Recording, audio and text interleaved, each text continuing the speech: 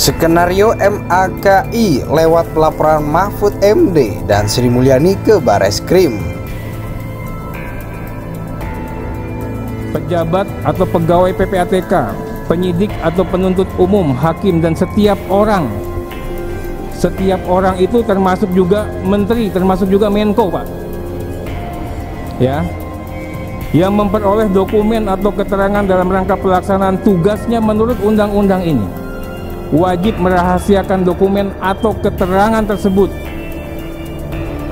Sanksinya, Pak, sanksinya setiap orang itu dipidana dengan pidana penjara paling lama 4 tahun. Daripada ini perdebatan terus gitu antara pemerintah dan DPR, udahlah saya ngalah, lapor ke polisi gitu loh. Jadi sederhananya begitu. Tapi sebenarnya saya lapor ini nanti ke SPKT, bikin LP, dan mudah-mudahan ditolak malah. Jadi karena apa? Kalau ditolak berarti kan bukan pidana. Mana ada orang lapor malah berharap ditolak. Ya karena ini logika terbalik saya dalam rangka membela PPATK, Pak Mahfud dan Bu Sri Mulyani dengan harapan apa? Pencucian uang ini bisa dibongkar habis. Substansinya di situ gitu loh. Substansinya pencucian uang dugaannya ini dibongkar habis sampai siapa pelakunya diproses hukum dan harus dirampas untuk negara. Sehingga yang benar-benar berhubungan dengan kami terkait dengan kalau ini menyangkut tupoksi ke pegawai Kementerian Keuangan, ada 135 surat, nilainya 22 triliun. Bahkan 22 triliun ini Bapak dan Ibu sekalian, 18,7 triliun itu juga menyangkut transaksi korporasi yang nggak ada hubungan dengan Kementerian Keuangan. Nanti kami akan lihat beberapa contohnya supaya.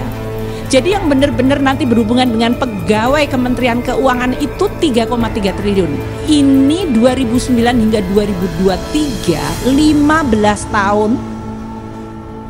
Seluruh transaksi debit kredit dari seluruh pegawai yang di-inquiry tadi, termasuk penghasilan resmi, transaksi dengan keluarga, jual beli aset, jual beli rumah, itu 3,3 triliun. Harusnya punya helikopter view, ya. Bagaimana mereka melihat, oh ini ada yang kurang dalam upaya penegakan korupsi atau TPPU, ya, terkait dengan hal yang tidak, harta yang tidak wajar, Mbak.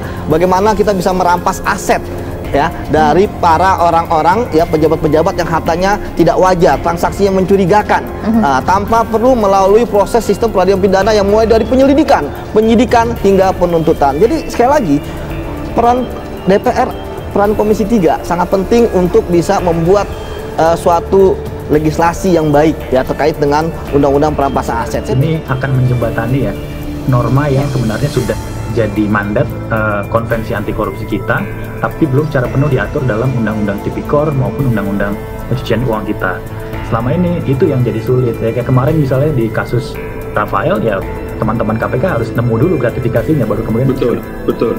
Kalau ada instrumen ini itu jelas dia tidak perlu harus juga membuktikan ada pidana asalnya. Jadi selama itu ada dugaan atau indikasi yang mencurigakan dan sesuai bukti, dia bisa melakukan penelusuran. Saya kira itu. Bayar zakat saya yakin. Pembocoran? Nggak ada bocoran. Datang berarti ke DPR, Pak? Oh, masih. Besok ya, Pak? Wajib diundang DPR itu aja. Menteri Keuangan Sri Mulyani dan Menko Polhukam Mahfud MD resmi dilaporkan ke Bareskrim Polri akibat pernyataan tentang transaksi dana mencurigakan sebesar 349 triliun. Selain SMI dan Mahfud, Koordinator Masyarakat Anti Korupsi Indonesia Boyamin Saiman juga melaporkan Kepala PPATK Ivan Yustia Vandana.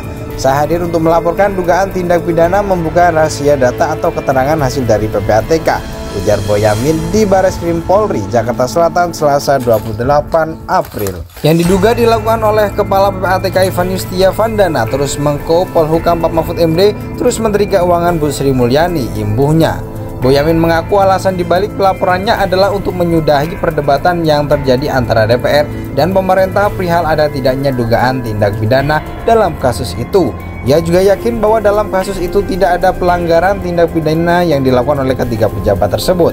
Oleh karena itu, ia berharap laporan yang ia lakukan ditolak oleh pihak Bareskrim Polri. Sebenarnya saya lapor ini nanti ke SPKT, bikin LP, mudah-mudahan ditolak. Karena apa? Kalau ditolak berarti bukan pidana, tuturnya.